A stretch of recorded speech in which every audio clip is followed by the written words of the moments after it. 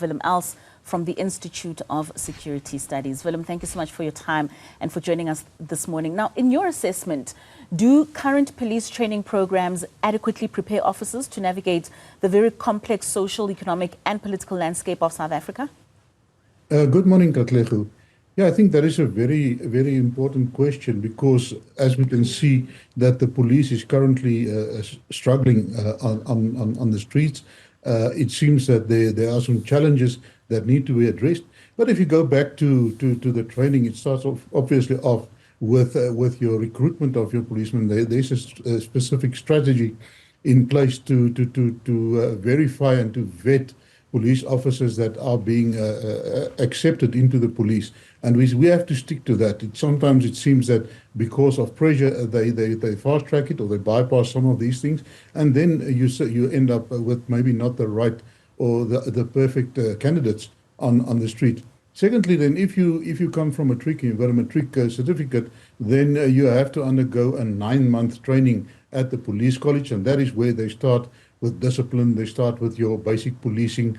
They introduce you to the Police Act and to the various legislations that you have to apply. And that is very important because the legislation currently, especially the Firearms Act, is not really in favor of the police. It really places a big onus on them before they can use their firearm to really be in the auspices of the law, because it's true that it needs to be there. And it's necessary to protect us, but also that places an additional burden on training and to make sure that the police officers really know their law and know their rights and what to do. But if they come into the police with, for instance, a degree or a diploma, then they shorten that period of training to 6 months. And then after that, they are released towards or placed out to the police stations, where they then work a year under probation, under the mentorship of senior members.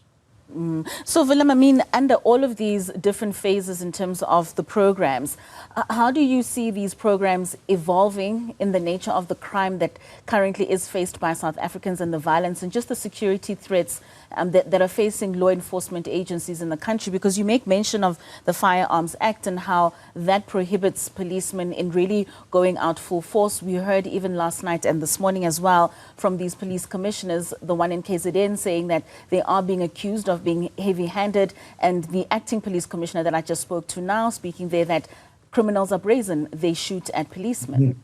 Mm-hmm. Mm-hmm. Yeah, it's unfortunately so that it seems that the criminals have lost their respect for all the fear for police, and they really come out with guns blazing towards the police.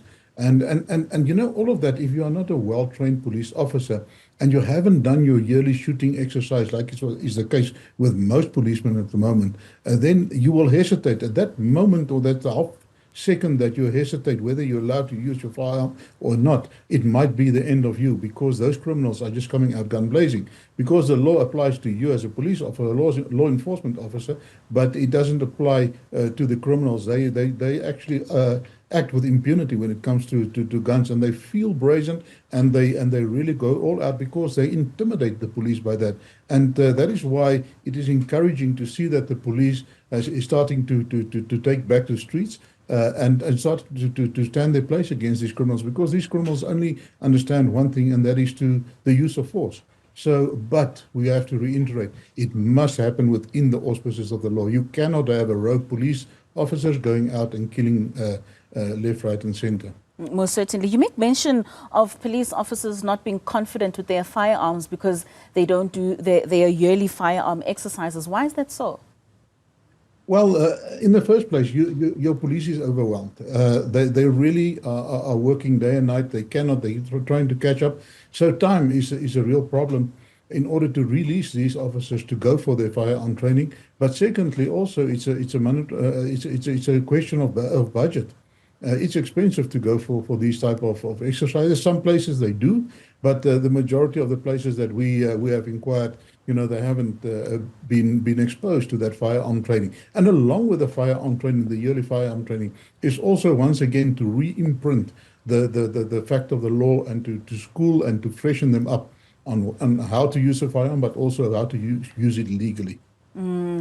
I mean, you speak of resources, Willem, and just considering the dynamic and challenging nature of policing in South Africa, I mean, how can ongoing training and capacity building initiatives be tailored to address some of these changing demands, the emerging trends, and also the technological advancements that are shaping the field of law enforcement in our country? Yeah, I think there is something that came out that emanated from the minister's strategy, where he said one of his focus areas will be to enhance technology and to bring it in. You know, policemen traditionally they are really reluctant to embrace new technology. They stick to what works for them, and it's difficult to promote that change and change management within the police, and that is very important. That comes to training. And that capacity building, we need to look at that. I think we need to look also at our current curriculums and see whether they are addressing the changing dynamics within the law enforcement environment in South Africa in order to further equip our police officers